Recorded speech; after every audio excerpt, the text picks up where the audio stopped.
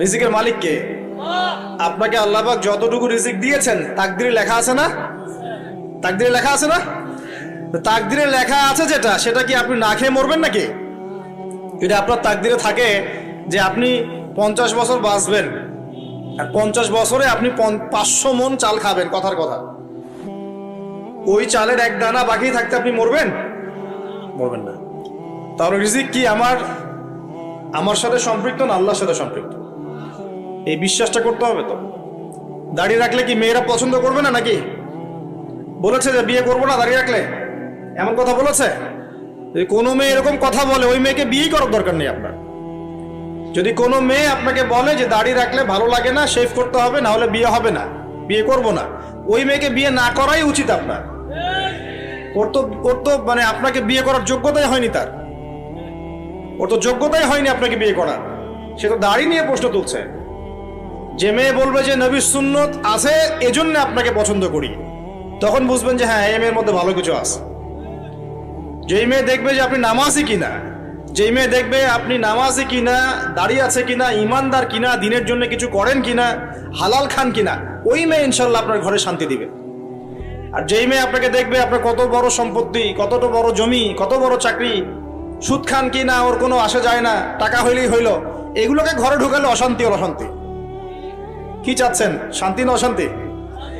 নবী সাল্লাল্লাহু আলাইহি ওয়াসাল্লাম বলেছেন, দিনদারিতা দেখে মেয়েদেরকে বিয়ে করো। কি দেখে? একই বিষয় ছেলেদের জন্য মেয়েদের জন্য সেম। ছেলে দেখতে হবে দিনদার কিনা, মেয়ে দেখতে হবে দিনদার কিনা, পর্দা করে কিনা, দিনদারিতা আছে কিনা। দুনিয়ার এই ছোটখাটো বিষয় যদি দেখেন, তুচ্ছ বিষয়গুলো, একদিন না একদিন আপনি পস্তাবেন কিন্তু। আর যদি আপনি দিনদারিতা দেখেন, ইনশাল্লাহ আপনি কোনোদিন পস্তাবেন না ইনশাল্লাহ। আল্লাহ পাক তৌফিক দান করে নেবেন। এটা একটা বড় সিদ্ধান্ত জীবনের। এই সিদ্ধান্তে যদি ভুল করে ফেলেন, সারা জীবন পস্তাতে হবে। অতএব এখানে বেশি আবেগে ফ্যান্টাসিতে ভুগবেন না।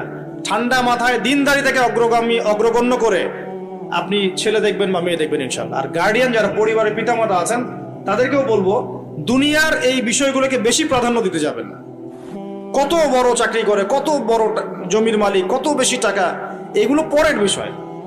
আগের বিষয় হচ্ছে আপনার ওই জামাই দিনদার কিনা, আগের বিষয় হচ্ছে তার মধ্যে ইসলাম আছে কিনা, শুরুর বিষয় হচ্ছে আপনার ওই মেয়ের মধ্যে দিনদারিতা আছে কিনা। এটা নসিহত করে গেলাম। যদি আপনি বুদ্ধিমান হন, তাহলে আমার নসিহত গ্রহণ করবেন, না হলে কিন্তু সারা জীবন পস্তাতে হবে। যারা বেদিন জামাই বিয়ে করেছে আর বেদিন মেয়ে বিয়ে করেছে, তারা বুঝবে যে আমার কথার মর্ম কতটুকু। তারা এখন ইচ্ছা করেও লাইনে আনতে পারছে না। পারছেন? ওই যে বলছে বিয়ের পরে ঠিক হয়ে যাবে, এত সহজ? এটা কি সুইচ টিপ দিলে ঠিক হয়ে যাবে? মানুষের মনটা খুব জটিল একটা বিষয়। এত সহজেই মানুষের মন চেঞ্জ হয় না। হয় ইল্লা মাশাআল্লাহ, আল্লাহ চাইলে হয়। কিন্তু যদি মনে করেন যে পর্দা করে না, বিয়ে করি তারপর পর্দা করবে, করাই নিব, বানাই নিব, নিজের মতো গড়ে নিব, এত সহজ নয়। পরে দেখবেন সেই মেয়ে আপনার দাড়ি শেভ করায় ফেলছে, করতে পারে না, আপনাকে পেরেশানিতে ফেলবে। সবার এত টাকা, তোমার টাকা নাই।